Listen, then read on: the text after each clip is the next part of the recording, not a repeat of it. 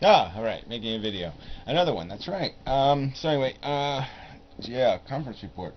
I think I'll do that video now. Yeah, okay, I think so. We did a couple of videos on the general subject of life, pain, suffering, survival. And so that's sort of the theme I got out of it, was the survival word, and how that's the premium. The people who have survived throughout history have been the people willing to, eat the shit, to take it. No matter how life served it up, they were willing to take it, as it, in any form, any kind of gruel to get by, because the premium was always this survival thing. Yeah, and reproduction. You survive to reproduce, to take care of your kids, to fulfill that obligation.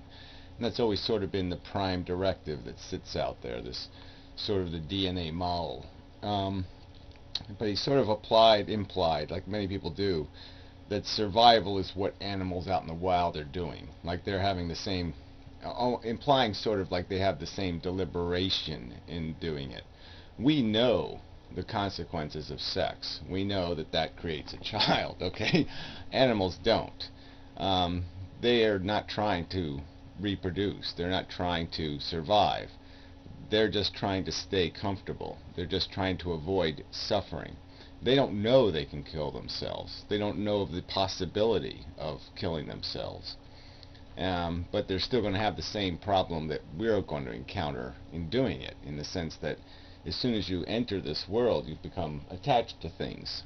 Material things, my chair, mine now anyway, was somebody else's, but now it's my chair. Um, but you become attached to people, and you make promises, overtly and subtly, to those other people, and a sense of obligation starts controlling some percentage of your life. And that obligation is going to require you to survive. You can't fulfill the obligation if you're dead. You can only fulfill it if you're alive. And so that becomes part of the psychology.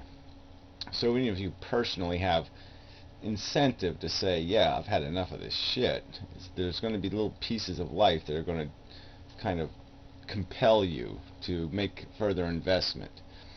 And so he was sort of talking also about the pain pleasure mechanisms, and how we're how pain is this defensive thing, like this suffering thing, that yes, the short term is a negative, then in that you encounter, you feel some sort of negative sensation, like burning your hand or something. But the positive is your long-term survival, in the sense that the short-term pain will keep you from doing further damage, or protect you from infection, or if you have an injury, it'll prevent you from, the limp will prevent you from doing more damage. And so then again, the prime directive is the survival thing, and quality of life or conscious experience will be compromised to maximize or produce the survival end game, um, the durability. And it just seems obvious that yes, we're all a product of people who were durable. I mean, it had to be every one of our ancestors, for each one of us, you can link to people who survived the plague and survived. They were the survivors. They weren't the ones that died. They were the ones that survived everything.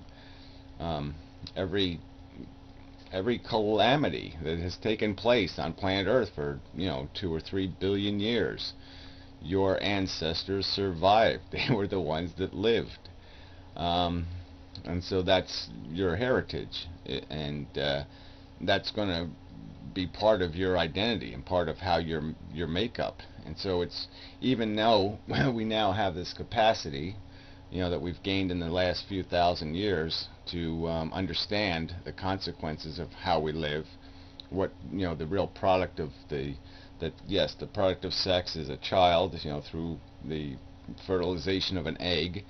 We understand that mechanics, and we understand what death is now, and like all the other animals, we know that it's this permanent condition where what you were, this arrangement of neurology and experience, is lost.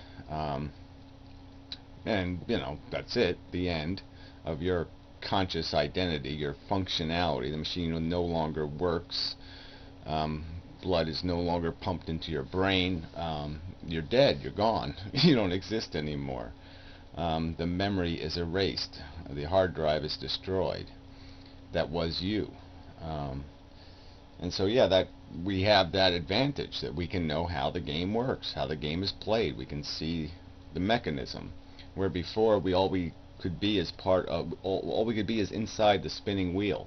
And all we knew is if we stopped running, the wheel is going to throw us upside down and spin us around. And we just didn't have any capacity to understand that we can step out of the wheel. That you just migrate out of it. You don't have to stay in the game. And so we can make a more conscious choice. But then we're still stuck with this dilemma where, as organisms, we become attached to the life we're living, attached to the people in it. We become obligated, and then on top of that, we still have to overcome that barrier where our body instinct is to protect itself, where it has a defense mechanism that says do no harm, avoid suffering, avoid something that's physically damaging. I mean, we're built not to damage ourselves physically, to prevent physical damage, to avoid it, because that's how you do survive billions of years. Is you have to have some mechanism where you just don't accidentally fall off cliffs and walk up to the Tyrannosaurus and kick him in the nuts, or some other kind of stupid thing that'll get you killed or stomped or wiped out. So anyway, that would be just the context. That would be what I would add to the conversation, is that there is this conflict between this grandiose notion, this ingrandized term of survival, which can't be accomplished anyway. You will not survive life. Life will kill you. And all you'll really end up doing, is playing the game. Is you'll probably end up, if you're like the average human being, forcing some new generation to take your place and play the same stupid game over again. And over again and over again and over again. But you won't survive in the end anyway. You're only going to buy something as meaningless as time. And I say meaningless just in the context of all the other consciousness that exists. I mean, what's the difference? I mean, what would be the difference if the number of humans was always stayed the same? If reproduction could take place in a 45-day life, what would be the difference, effectively, of living 45 days and then dying? I mean, it would just mean that you do the recycling part, you do the begin and end part more often, but otherwise nothing would change substantially. And so if you live to be 200 years, it's still the same game. It's still the beginning. All you do is change how much time there is between the beginning and the end. But it's all just about what number of consciousnesses exist, what their names are, and who their identity is sort of meaningless. I mean, the fact that it's you or it's me doesn't really matter. I mean, the point is it's a somebody, and all the somebodies are just as substantial as each other. I mean, I know you think you're special, but you're not. You're just 1 in 7 billion human organisms that are having this conscious experience. And it's really just quite stupid to keep playing a game like this. It doesn't go anywhere. You won't achieve this notion, this idea of survival will not take place. So you can't achieve the goal, so why waste time investing in that? And instead, and at the expense of compromising quality. And that's the whole point I really wanted to get to, because he was sort of describing a life that was really, really hard. That there was a huge amount of suffering and unpleasantness that had to be endured to buy that life. And why would it be continued? And my argument isn't so much about continuing, it's about perpetuating. Because we can't do much about being caught up in it when we're in it, when we're addicted. All we can do is prevent the next addict. All we can do is stop somebody else from being stuck chasing a dragon they're never going to catch. Anyway, yeah, that's probably enough of a video and such. Oh yeah, and I wanted to mention, I forgot to mention in the what the fuck. I'll put this on YouTube. I don't think I'm over 15 minutes, so Yeah, there was that guy. Don't remember his name, but and then that other guy, the Stodels guy, got his password and deleted all his videos and all that kind of crap. And YouTube really ought to fix this shit. And it's just complete bullshit. And so they hopefully will restore his account. And this, I guess, there's nothing YouTube can do. But they really Stodels is, he's gotten more than 3 strikes. I mean, this guy keeps fucking up every time he opens an account. He fucks somebody up somewhere. And it's kind of bullshit that he keeps being allowed to make a new account. Make a new account. Make a new account. I mean, just kind of bullshit. Yeah. So I guess that's all you can say about it. I mean, it's not YouTube's fault. There's assholes in the world, I suppose.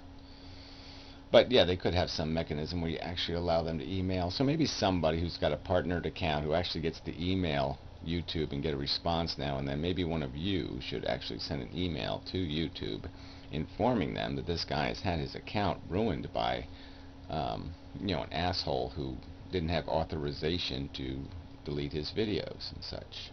Yeah, maybe you could do that.